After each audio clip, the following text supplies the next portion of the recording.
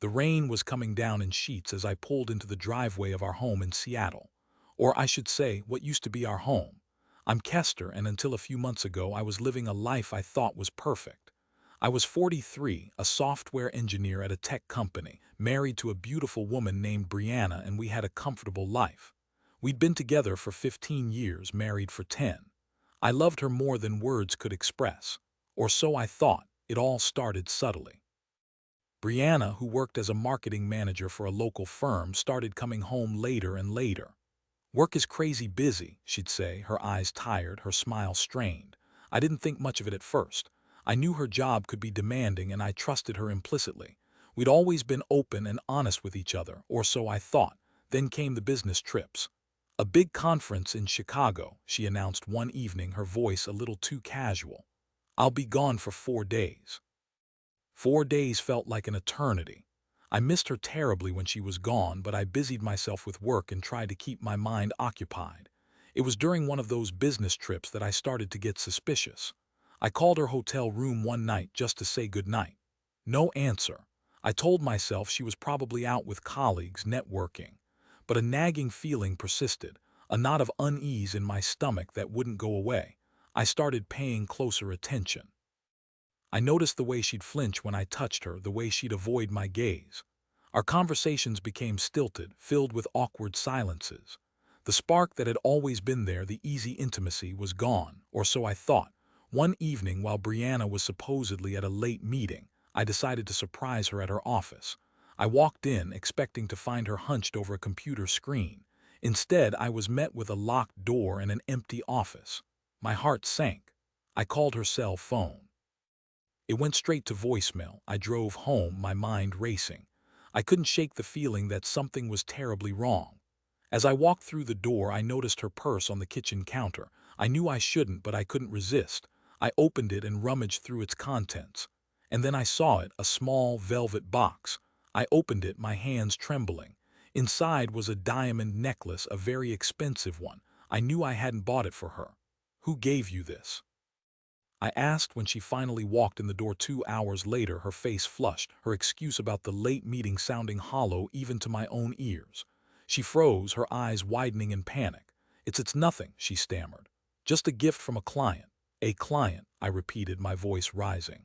"A client who gives you a diamond necklace? Brianna, I'm not stupid." The truth came pouring out, a torrent of lies and deceit. She had been having an affair with a colleague, a man named Everett, for the past 6 months. The business trips, the late meetings, the distant behavior, it all made sense now. I felt like I'd been punched in the gut. The pain was so intense, so all-consuming that I could barely breathe. The woman I loved, the woman I had built my life with, had betrayed me in the worst possible way. "How could you?" I whispered, my voice choked with emotion. "How could you do this to me?" She started crying, begging me to forgive her. "It was a mistake," she sobbed. "It didn't mean anything. I still love you." But the words were empty, hollow. The trust was gone, shattered into a million pieces. I couldn't forgive her. Not then, not ever. I asked her to leave. I couldn't bear to look at her, to be in the same room with her. She packed a bag and walked out the door, leaving me alone in the wreckage of our shattered life. The next few weeks were a blur of pain and anger. I couldn't eat, I couldn't sleep. I lost weight, I neglected my work. I was a shell of my former self. My friends, Cadence and Griffin, tried to be supportive, but nothing they said could ease the pain. I felt like I was drowning, lost in a sea of despair. I started drinking heavily just to numb the pain. I knew it wasn't healthy, but I didn't care. I just wanted to escape, to forget. One day, Cadence came over and found me passed out on the couch, surrounded by empty bottles. She was furious. "This has to stop, Kester," she said, her voice sharp. "You're destroying yourself. Brianna isn't worth it." Her words hit me hard. She was right. I couldn't let Brianna's betrayal ruin my life. I decided to seek therapy. It was the hardest thing I've ever done, but it was also the best. My therapist, Dr. Sterling, helped me to process my emotions, to understand what had happened, and to start healing. I also hired a private investigator, a woman named Mallory, to look into Everett. I wanted to know everything about him, about his relationship with Brianna. What Mallory uncovered shocked me to my core. Everett wasn't just a colleague, he was a serial cheater.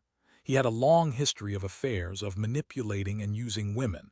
I confronted Brianna with the information. She was devastated. She had thought Everett loved her, that their relationship was special.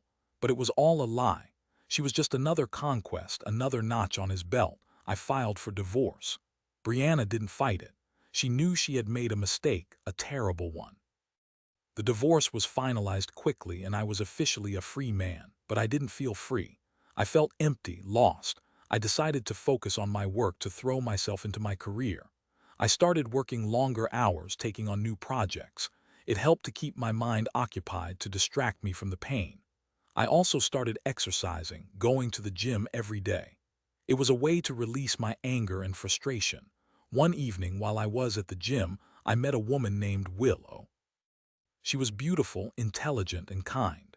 We started talking and I found myself drawn to her. She was a breath of fresh air, a ray of sunshine in my dark world. We started dating and I slowly began to heal. Willow helped me to trust again, to believe in love again.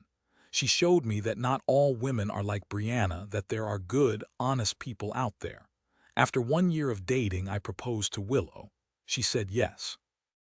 Our wedding was a small, intimate affair, surrounded by our closest friends and family. As I stood at the altar looking into Willow's eyes, I knew that I had finally found happiness again. The pain of Brianna's betrayal was still there, a scar on my heart, but it no longer defined me. I had survived, I had healed, and I had found love again. Or so I thought. Then, a few months after the marriage, I received an anonymous email. The subject line read, "You deserve to know the truth." Attached were photos. Photos of Willow and Everett together in a hotel room. My world shattered once again. The woman I had trusted, the woman I had given my heart to, had betrayed me in the same way that Brianna had. The rage was overwhelming, a tidal wave of anger and pain.